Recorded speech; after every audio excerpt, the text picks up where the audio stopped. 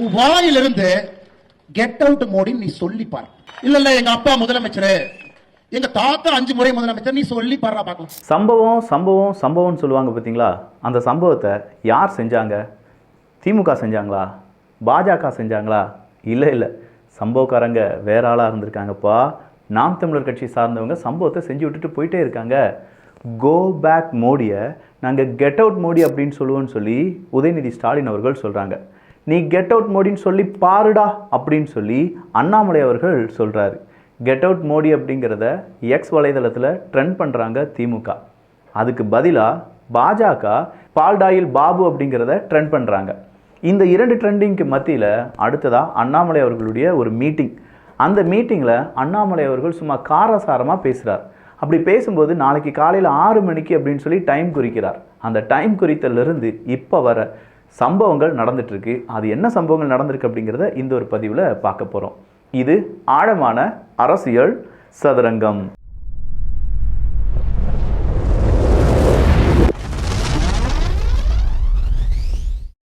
Kids bestie, a friend in every டாய்.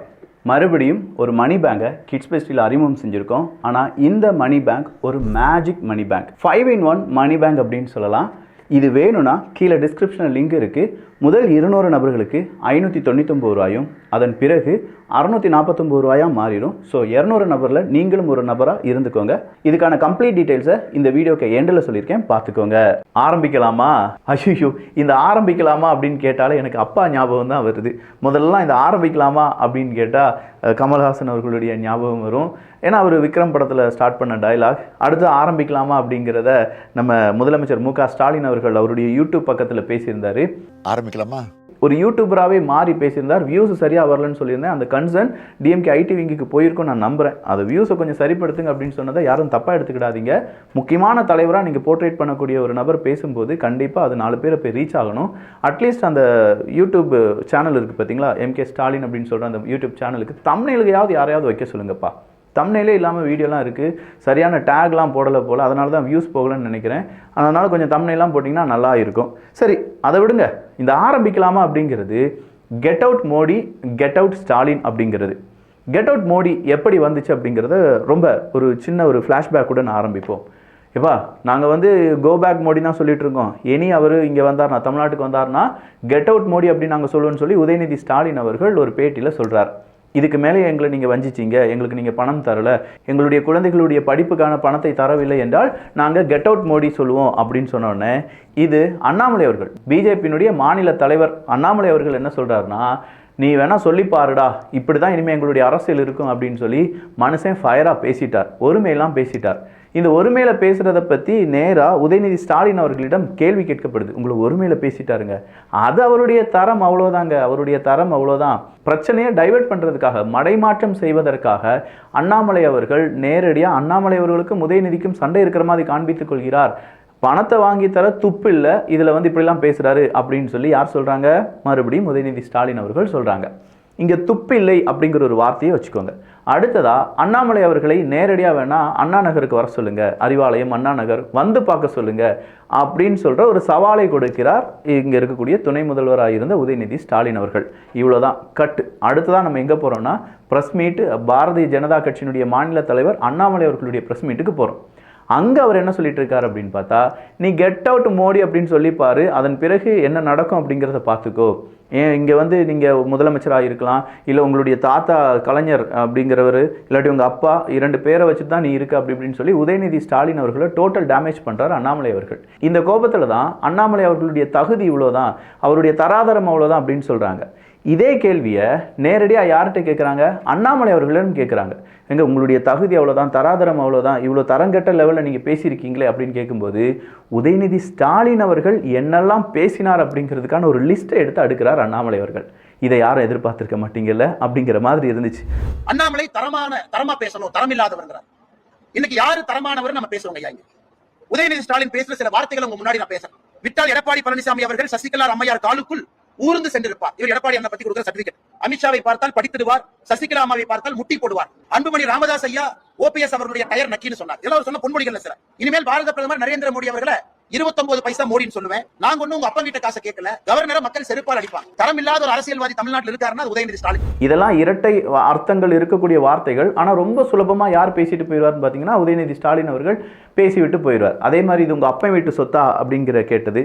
அப்ப இந்த வார்த்தையை மறுபடியும் யார் கேட்கிறாங்கன்னா இதே அண்ணாமலை அவர்கள் நேரடியாக உதயநிதி ஸ்டாலின் அவர்களை பார்த்து கேட்கிறார். என்ன கேட்கிறாரு?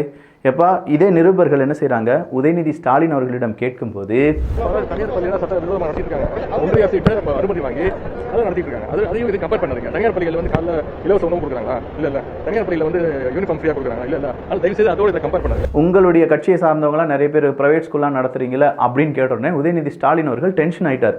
டென்ஷன் ஆயிட்டு அவர் என்ன சொல்லிட்டாரு, எங்க பிரைவேட் ஸ்கூல் சென்ட்ரல் கவர்மெண்ட் அனுமதி வாங்கி நாங்கள் நடத்துறோம், என்ன இல்லீகலாவா நடத்திட்டு இருக்கோம்?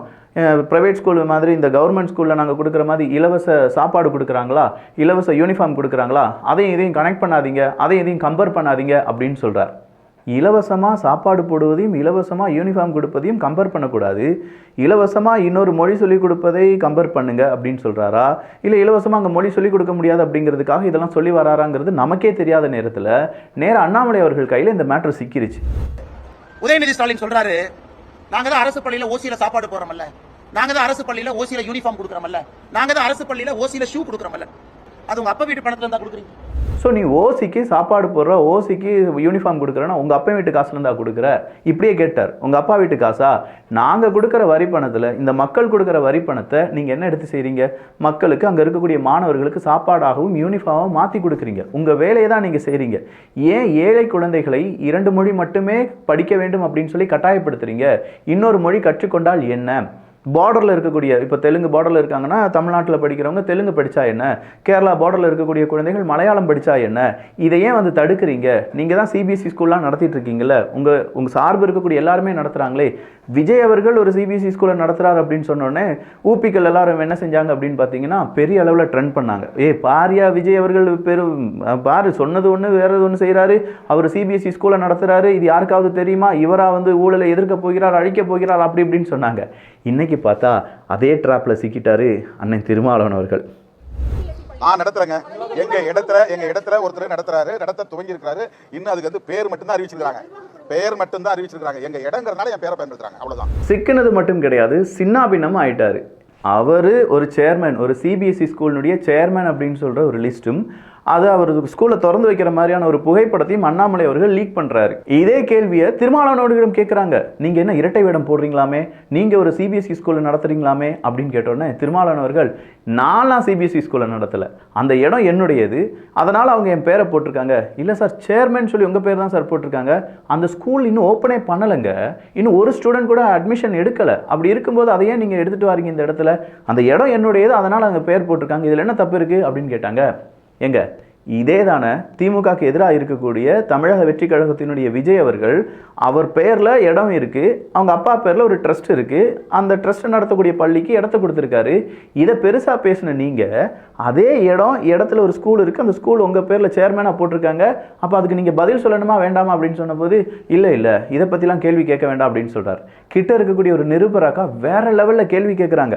3 மாதத்துக்கு முன்னாடி நீங்கள் திறந்து வச்சிங்களாமே, ரிப்பன்லாம் வெட்டியிருக்கீங்க, அதுக்கான புகைப்படத்தெல்லாம் எடுத்து விட்டுருக்காருங்க அண்ணாமலை அப்படின்னு சொன்னோன்னே, அது இந்த ஸ்கூல் இல்லைங்க, இதே இடத்துல வேறொரு தனியார் வேறொரு ஸ்கூலை வச்சுருந்தாங்க, இப்போ அந்த ஸ்கூலை பூட்டிட்டு போயிட்டாங்க, அடுத்ததான் இன்னொரு தனியார் அமைப்பு வந்திருக்கு, அவங்க தான் இந்த ஸ்கூலை நடத்த போகிறேன்னு சொல்லியிருக்காங்க, அதில் என் பேரை பயன்படுத்தியிருக்காங்க. இடம் கொடுக்குறவங்க வாடகைக்கு, நம்மலாம் ஊரில் வாடகைக்கெலாம் வீடு எடுப்போம், இல்லாட்டி கடை எடுப்போம். வாடகைக்கு கடை எடுத்துகிட்டு யாராவது வாடகை கடைக்கு அந்த இடத்தினுடைய ஓனர் பேரை நம்ம வைப்போமா? கண்டிப்பாக வைக்க மாட்டோம். ஒரு ரெண்டல் அக்ரிமெண்ட் போடுவோம். ரெண்டல் அக்ரிமெண்ட் போட்டு நம்ம கடைக்கு என்ன பேர் வேணுமோ நம்ம அதை பேர் வைப்போம். ஓனர் யார்? நம்ம ஓனர்னு பேர் போட்டிருப்போம். ஆனால் அந்த ஸ்கூலில் சேர்மேன் அப்படின்னு சொல்லி யாருடைய பேர் போட்டிருக்கு? திருமாவளவன் அவர்கள் பேர் போட்டிருக்கு. ஸோ சுலபமாக எல்லார் மனதிலும் வரக்கூடிய கேள்வியை தானப்பா அவங்க கேட்குறாங்க. அந்த கேள்விக்கு கூட பதில் சொல்ல முடியலையே அப்படின்னு சொல்லி திருமாவளவன் அவர்கள் திணறும் போது தான் இந்த பக்கமாக அதையும் பிடிச்சிட்டார் அண்ணாமலை அவர்கள். பாருங்க, இங்கே எல்லாருமே இரட்டை வேடம் போடுறாங்க அப்படின்னு சொன்னோன்னே, நீங்கள் கெட் அவுட் மோடி அப்படின்னு சொல்கிறத இன்னைக்கு முக்கி டிஎம்கே ஐடிவிங்க எல்லாரும் சேர்ந்து ட்ரெண்ட் பண்ணிட்டு இருக்கீங்க. சூப்பராக ட்ரெண்ட் பண்ணுங்க மக்கா. அடுத்ததான் நான் ஒரு விஷயத்தை ஸ்டார்ட் பண்ண போகிறேன். Get out Stalin. இந்த தமிழ்நாட்டில் கெட் அவுட் ஸ்டாலின் அப்படிங்கிறத நான் சொல்ல போகிறேன். நாளைக்கு காலையில் 6 மணி, அதாவது 21ஆம் தேதி பிப்ரவரி மாதம் 2025 காலையில் 6 மணிக்கு நாள் குறித்து நேரம் குறிக்கிறார் அண்ணாமலை அவர்கள். 6 மணிக்கு என்னுடைய ட்விட்டர் அக்கௌண்ட்டில் கெட் அவுட் ஸ்டாலின் அப்படின்னு சொல்லி ஹேஷ்டேகுடன் ஒரு பதிவு பண்ணுவேன். அது எந்த அளவுக்கு ட்ரெண்ட் அடிக்குது அப்படிங்கிறத நீங்கள் பார்த்துக்கோங்க. இப்போ 24 மணி நேரம் உங்களுடைய டைம் எவ்வளோ தூரம் ரீச் ஆகிருக்கு, எந்தெந்த ஊருக்கு போயிருக்கு, எந்தெந்த நாடுகளில் இது ட்ரெண்ட் ஆகிருக்கு அப்படிங்கிறதெல்லாம் லிஸ்ட் அவுட் எடுத்து வச்சுக்கோங்க. நாளைக்கு பிஜேபி ஒரு விஷயத்தை ஸ்டார்ட் பண்ணும், அது எப்படி ட்ரெண்ட் அடிக்குதுன்னு பாருங்கன்னு சொல்லி அண்ணாமலை அவர்கள் ஒரு பெரிய சவாலை விடுகிறார். இந்த சவாலோடு நிப்பாட்டினாரா? இல்லை, நேராக அண்ணா நகருக்கு இதே வர சொன்னாராமே. நான் வரேன், எனக்கு இப்போ 2-3 தினங்கள் நான் வேறு லொக்கேஷனில் இருப்பேன், அடுத்த வாரம் போல் நான் சென்னைக்கு போவேன். அந்த நேரம் பிஜேபி நிர்வாகிகள் யாருமே இல்லாமல் தனியாக அண்ணா நகருக்கு போகிறேன். பாயிண்ட் அவுட் பண்ணி சொல்லுங்கள் எந்த இடத்துக்கு எப்போ வரணும்னு சொல்லி திமுக காரங்க சொல்லுங்கள், நான் வாரேன். திமுக மொத்த பேரையும் கூட்டிட்டு வேணாலும் வாங்க அப்படின்னு சொல்லி அண்ணா நகர் போகிறதையும் யார் வந்து சொல்கிறாரு? அண்ணாமலை அவர்கள் சொல்கிறாங்க நான் தயாராக இருக்கேன்னு. இது ஏதோ இந்த வடிவேலு சுந்தர் சி காமெடி மாதிரி இல்லை, என் தெருவுக்கு வந்து பாடுறாடே, என் வீட்டுக்கு வந்து பாடுறா அப்படின்னு சொல்கிற மாதிரி அண்ணா நகருக்கு வந்து பாடுறா. நாளைக்கு அண்ணா நகருக்கு போனோன்னே அண்ணா நகரில் சும்மா வந்துட்டு போவார். யார் இப்போ யார் இதுக்கு பேக்கப் கொடுக்குறாருன்னா அன்பில் பொய்யாமொழி அவர்கள்.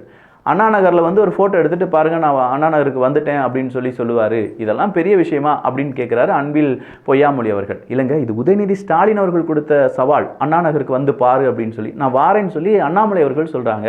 இதுக்கு நடுவில் இதெல்லாம் வேடிக்கை பார்த்துட்டு இருந்த நாம் தமிழர் கட்சியினுடைய தம்பிகள் என்ன செஞ்சாங்க? கெட் அவுட் மோடியும் வேண்டாம், கெட் அவுட் ஸ்டாலினும் வேண்டாம், get out Modi and Stalin, நல்லா இருக்கு இந்த டேகு, இதுதான் வேணும், இதுதான் தமிழ்நாட்டுக்கு நல்லது அப்படின்னு சொல்லி அவங்க வேறு லெவலில் ஒரு ஹேஷ்டேக் உருவாக்கி ட்ரெண்ட் அடிக்க ஆரம்பிச்சிட்டாங்க. நீங்கள் இரவு பகல ஐடிவிங்க வச்சு வேலை செஞ்சீங்க திமுக காரங்க, நாளையிலேருந்து உங்களுடைய ஐடிவிங் வேலை செய்ய போகுது பிஜேபியினுடைய ஐடிவிங். எதுவுமே இல்லாத ஐடிவிங் அப்படிங்கிறது ப்ராப்பராக இல்லாத நாம் தமிழர் கட்சி உங்கள் 2 பேரையுமே தூக்கி சாப்பிட்ற மாதிரி வேறு லெவலில் ட்ரெண்ட் பண்ணிட்டு இருக்காங்களேப்பா. என்னப்பா இது அப்படிங்கிற என்னப்பா அப்படின்னு சொல்கிறது டயலாகுங்க. நான் எந்த அப்பாவையும் இங்கே இழுக்கலை. என்னப்பா இது அப்படின்னு சொல்லி நார்மலாக நான் பேசுகிறது தான். அந்த மாதிரி இருக்குது. இன்றைக்கி நாம் தமிழர் கட்சி சார்ந்தவர்கள் அவங்க ட்ரெண்ட் அடிச்சிட்டு இருக்காங்க. இன்றைக்கே இப்படி ட்ரெண்ட் அடிக்குதுன்னா நாளைக்கு இன்டர்நெட் முழுவதுமாக சும்மா அதாளப்படுத்த போகிறாங்க. திமுகவினுடைய ஐடிவிங்க ஒரு பக்கம், பிஜேபியினுடைய ஐடிவிங்க ஒரு பக்கம், நாம் தமிழர் கட்சியினுடைய தம்பிகள் ஒரு பக்கம் அப்படிங்கிற மாதிரி.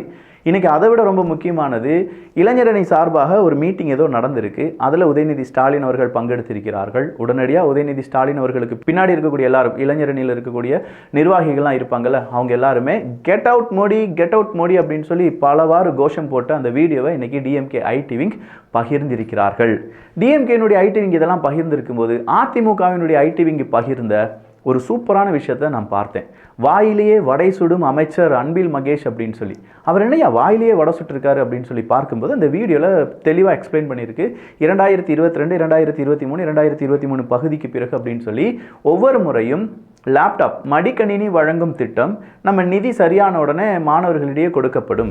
கண்டிப்பாக நம்முடைய மாண்பு முதலமைச்சருடைய கவனத்துக்கு கொண்டு சென்று நிதி நிலைமைக்கு ஏற்ப அந்த லேப்டாப் வழங்குகின்ற அந்த நிகழ்வும் மிக விரைவில் நடைபெறும் என்பதை இந்த நேரத்தில் தெரிவித்துக் கொள்ள கடமைப்பட்டு, அதற்கான நிதியாக இருந்தாலும் சரி அதையெல்லாம் சரிபட்டு வரும்போது கண்டிப்பாக அது வழங்கும். நிதி நிலைமை சரியாக முதலமைச்சரோட அந்த ஒப்புதல் பெற்று அதுக்கு நாம் ஏற்பாடு. தேர்தல் வாக்குறுதியில் வந்து மடிக்கணினி வழங்கலாமா இல்லை டேப் வழங்கலாமான்னு கூட நம்ம அதை சொல்லியிருந்திருக்கோம். நம்ம நிதி சரியான உடனே முதலமைச்சர் மு க ஸ்டாலின் அவர்களே டேட் அறிவிப்பார்.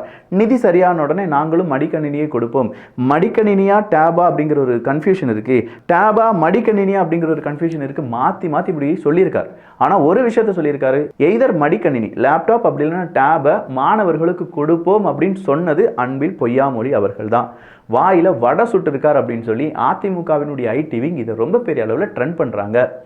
உண்மையாக கொஞ்சம் யோசிச்சு பார்த்தீங்கன்னா வீட்டில் இருக்கக்கூடிய பேரண்ட்ஸ், நீங்கள் இதை பார்க்கக்கூடிய ஒரு அண்ணனோ தம்பியோ மாமனோ மச்சானோ, எனக்கு இல்லாட்டி என்னுடைய மூத்த சகோதரனோ யாரோ ஒரு நபர், இல்லாட்டி என்னுடைய எதிரியாக கூட இருந்திருக்கோங்க.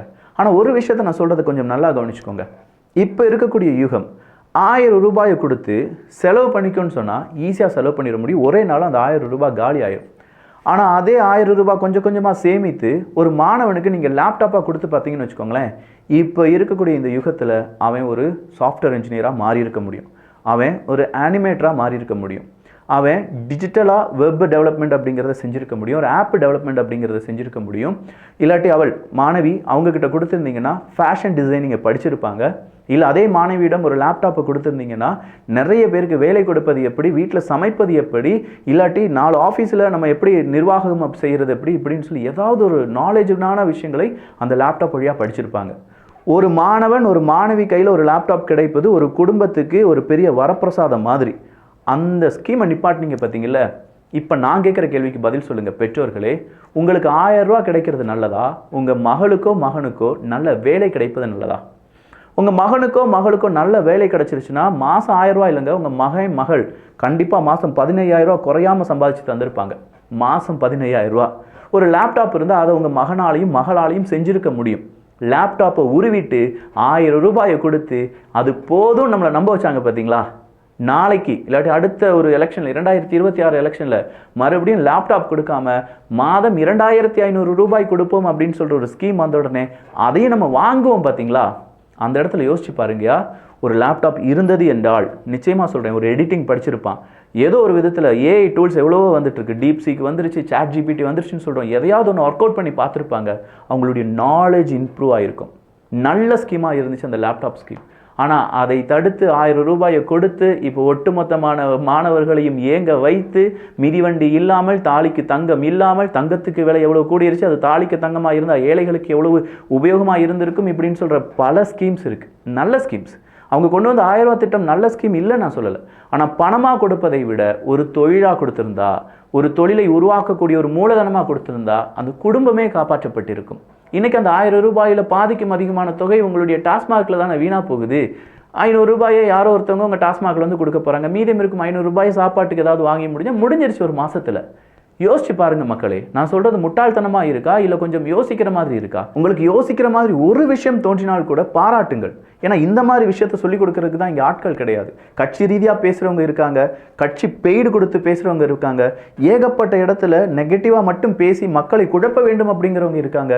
ஆனால் நேரடி உண்மையை சொல்லக்கூடிய நபர்கள் வெகு சிலரே இருக்கிறார்கள். அவங்களுக்கு உங்களுடைய ஆதரவு கொடுங்க. அந்த ஆதரவு தான் நாளைக்கு உங்களுடைய வாழ்நாள் முழுவதுமாக நீங்கள் செஞ்ச மிக முக்கியமான ஒரு நல்ல விஷயமா இருக்கும். வரும் தலைமுறையை காப்பாற்றக்கூடிய ஒரு விஷயமாகவும் இருக்கும். ஒரு மணி பேங்க் அப்படின்னு சொல்லும்போது நம்ம குழந்தைகளை மோட்டிவேட் பண்ணணும். அதில் பணத்தை சேவ் பண்ணுறதுக்கும், அப்படி சேவ் பண்ணுற பணத்தால் நமக்கு என்னென்ன நன்மை இருக்குது அப்படிங்கிறதெல்லாம் சொல்லிக் கொடுக்கணும். இந்த மணி பேங்க் நாம் சொல்கிறத விட கூடுதலாகவே சொல்லிக் கொடுக்கும் அப்படின்னு சொல்லலாம். ஃபர்ஸ்ட், இதை எங்கே வேணாலும் கொண்டு போகிறதுக்கான ஒரு அழகான ஹேண்டில் அப்படிங்கிறது இருக்கும். அது கூடவே காயினை போடுறதுக்கான ஓப்பனிங் அப்படிங்கிறதும், இல்லை நம்ம டேபிள் எங்கேயாவது வைக்கிறோன்னா ஃபோட்டோ வைக்கிறதுக்கான ஒரு ஃபோட்டோ ஹோல்டர் அப்படிங்கிறதும் இதில் கொடுத்துருக்காங்க. அடுத்ததாக சேவிங்ஸ் பார்ட் தான். இதுக்கான password by default 0000. The password is correct. Please confirm the fingerprint. fingerprint போட்டால் தான் இது ஓப்பன் ஆகும். Recognition correct. The door will open. Door open ஆகிறதுக்கு சவுண்டு. டோரை க்ளோஸ் பண்ணிட்டோம். இப்போ நான் பணத்தை இதுக்குள்ளே போட போகிறேன். பணத்தை வச்சாலே அது இழுத்துட்டு போயிடும். அப்படி நான் வைக்கும்போது அது என்ன சொல்லுது அப்படிங்கிறத பாருங்கள். Master, you deposited money. You are awesome.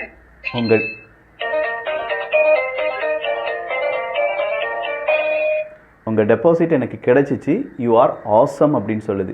இதோடி மட்டும் தானா? போன மணி பேங்கை விட அட்வான்ஸ்டு மணி பேங்க்னு சொல்லியிருக்கேன்ல, விலையை நான் கூட்டலை. பட் இதுக்கான அடுத்த ஃபங்க்ஷன் சொல்லிடுறேன். எகெயின் நீங்கள் ஸ்டாரை மட்டும் ப்ரெஸ் பண்ணிங்கன்னா நம்ம குழந்தைகளுக்கு அனிமல்ஸ், அந்த அனிமல்ஸினுடைய சவுண்ட் ஒரு என்டர்டைன்மெண்ட் காண்பிப்பதற்கான ஒரு வாய்ப்பு தான் இது. Cat. Cow. Dog. Duck. இப்படி ஒரு 12-13 அனிமல் சவுண்ட் அப்படிங்கிறது இருக்குது. மறுபடியும் ஒரு ஸ்டாரை ப்ரெஸ் பண்ணிங்கன்னா இந்த டைம் ரைம்ஸ் 10லேருந்து 12 ரைம்ஸ் இருக்குது, பார்த்துக்கோங்க.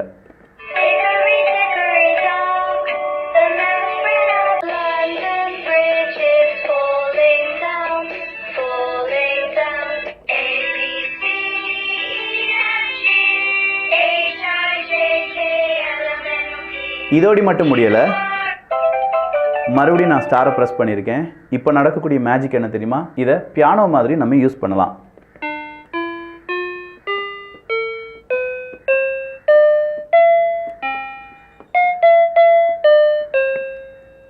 எகெயின் ஸ்டாரை ப்ரெஸ் பண்ணும்போது ஏடிஎம் அந்த ஃபங்க்ஷனுக்கு வந்துடும்.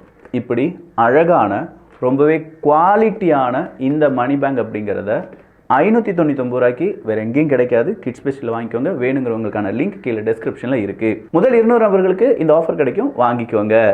நல்லதை பகிர்ந்து நல்ல சமுதாயத்தை உருவாக்குவோம். நன்றி, வணக்கம்.